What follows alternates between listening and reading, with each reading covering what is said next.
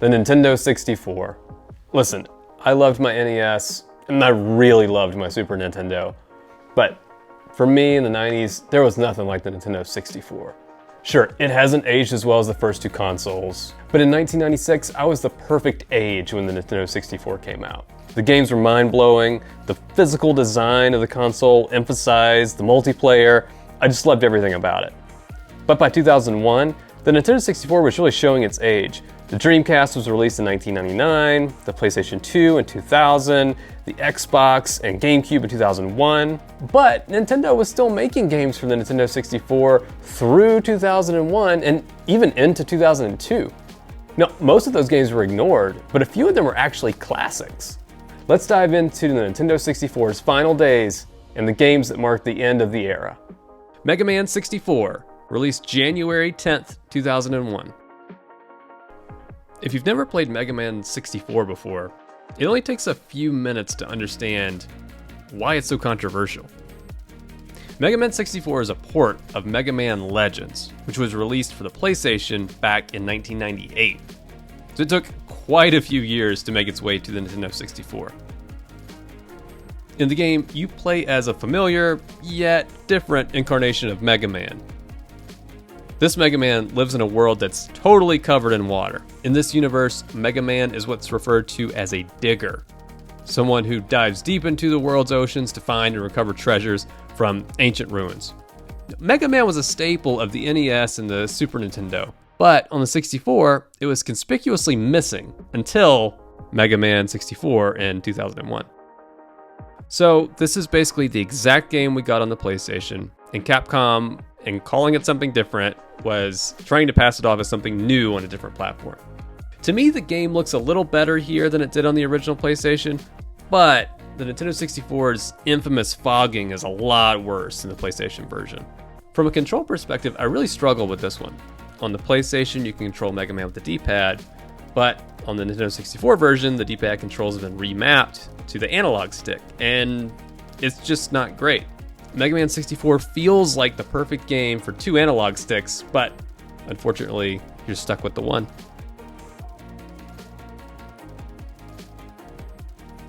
Paper Mario, released February 5th, 2001. It all started here.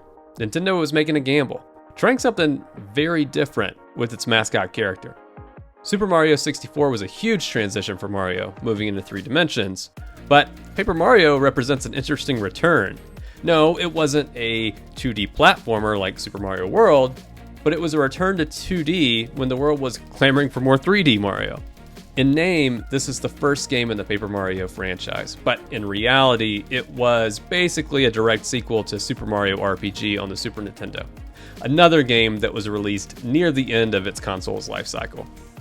Square was responsible for making Super Mario RPG, and after their falling out with Nintendo, there wouldn't be a direct sequel, at least not one that carried that same name. So enter Paper Mario, a unique concept that borrowed many of the gameplay features that we loved in Super Mario RPG, like turn-based attacks, but wrapped a little differently.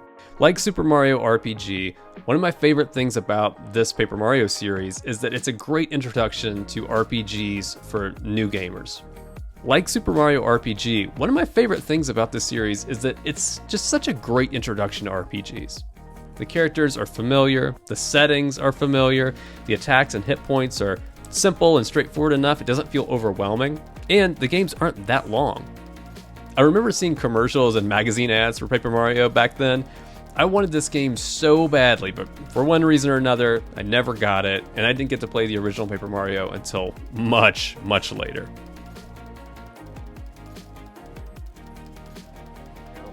Hey, if you're liking this video, consider leaving a like and subscribing to the channel. It really helps the channel grow. All right, back to the video. Conker's Bad Fur Day, released March 5th, 2001. The rare classic. This is a total 180 from the usual Nintendo style. This isn't your typical cute, family-friendly Nintendo. This game broke the mold for the time with its adult-themed jokes and unique story, and it was all wrapped up in surprisingly high-quality graphics for the time. Now, it's crude, but you expect that when you start the game.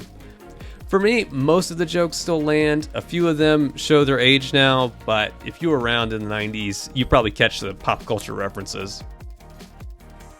Anyway, describing this game is a little like describing a fever dream. So Conker, the alcoholic red squirrel, has to find his way home after a night of drinking.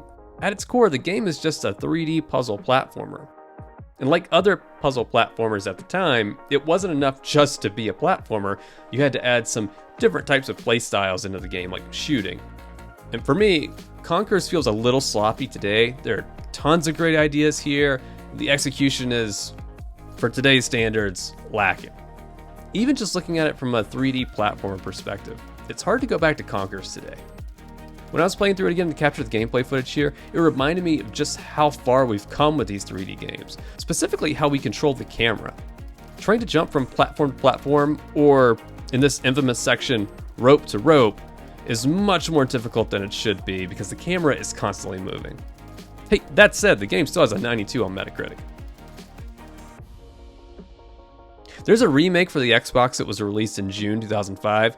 Full disclosure, I haven't ever played that game, but if you've never played it before, it's probably worth playing the remaster versus the original. I think it has a targeting system that makes it a whole lot easier to control. I don't know, you have to let me know in the comments if you've played it. Pokemon Stadium 2, released March 26, 2001.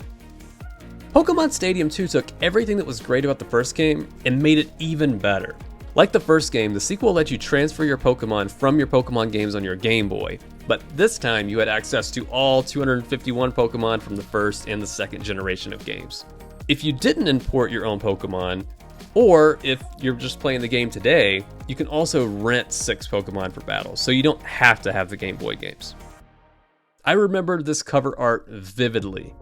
Lugia and Ho-Ho's 3D models flying around the logo. In North America, Gold and Silver came out about 6 months before Stadium 2, so this was just the perfect timing for a game like this. The game focuses on bringing the turn-based combat of the original Game Boy games to life, and with the Stadium games, for the first time, you could see your Pokemon battling in 3D. The game is made up of different cups, the Poke Cup, Prime Cup, Challenge Cup, the Little Cup. Each cup has its own rules to keep the battles interesting. Stadium 2 also has a minigame pack with 12 different Pokemon-themed minigames. Remember, this was the Nintendo 64, and all we cared about was playing minigames. Dr. Mario 64, released April 8th, 2001. Nintendo went back to the well with Dr. Mario 64. The original Dr. Mario was a later release on the NES, and there was a remake for the Super Nintendo that was pretty late as well. By 2001, we were almost at the end of the 64's lifespan. The GameCube would release in the fall of 2001, so you might expect Dr. Mario to take advantage of the 3D power of the 64, but you'd be disappointed. Dr. Mario 64 looks like it did on earlier consoles, but this time it does include a little bit of a story. But at its core, Dr. Mario 64 is just that same falling puzzle game that you know and love. It's a new twist on the basic Tetris formula. Your objective is to move the tiles as they fall and position them against viruses and capsules of the same color, effectively clearing the board. For me, Dr. Mario 64 doesn't quite do enough to separate itself from the original or the Super Nintendo version, but I know a lot of people that love it. Madden NFL 2002, released September 12th, 2001.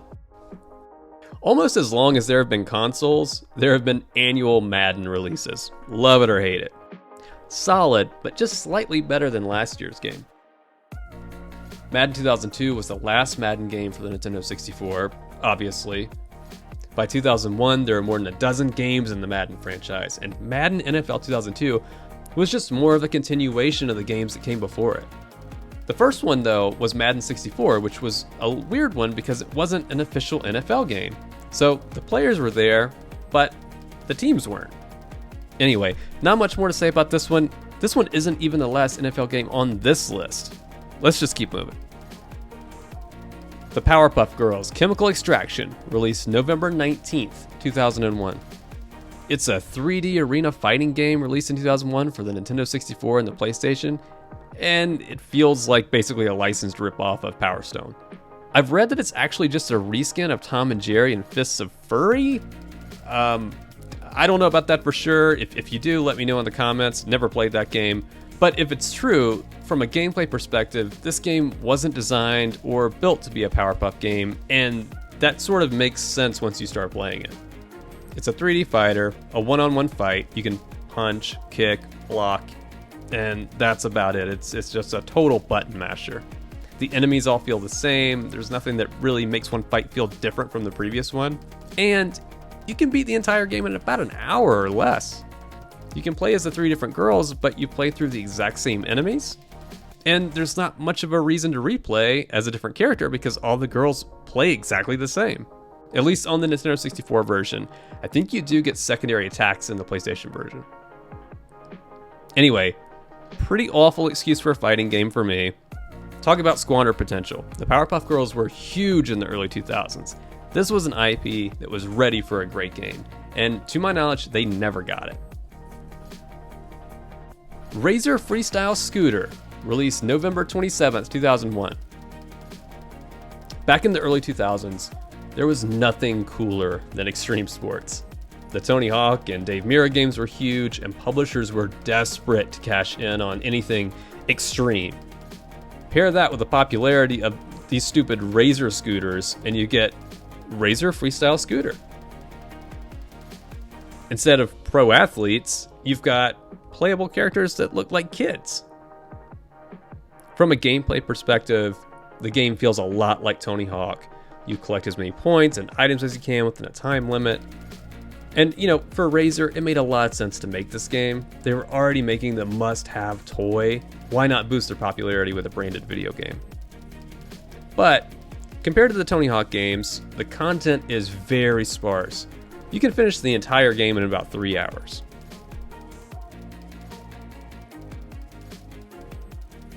NFL Blitz Special Edition, released November 28th, 2001.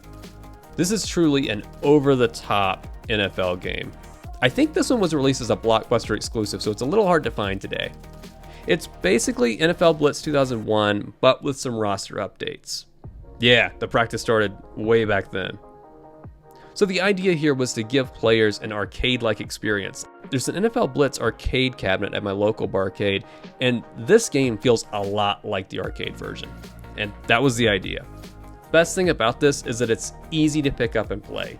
And for a Nintendo 64 game, it looks pretty good. And the big thing here, you've got the updated rosters and you have the licensed teams. Despite the special edition in the title, there's not much here that's truly exclusive. If you played any other NFL Blitz game in the series, you know what to expect with this one. It is cool to see an arcade game from the time that's faithfully replicated on the Nintendo 64's hardware. The graphics, I think, are comparable to the arcade version, and it runs pretty smoothly. Tony Hawk's Pro Skater 3, released August 20th, 2002. This is the last licensed game for the Nintendo 64. The game released on the GameCube first in November 2001, but didn't make it over to the Nintendo 64 until August 2002, literally 2 months before Neversoft and Activision released Tony Hawk's Pro Skater 4. So it's easy to say that this game was an afterthought for the Nintendo 64. Personally, I've always felt that the Tony Hawk games were at their weakest on Nintendo consoles. Maybe it's just me, but something about the control scheme on the 64 just never felt right. Because the 64 has basically a 2-button layout, you have to press one of the yellow directional pads to grind on a rail.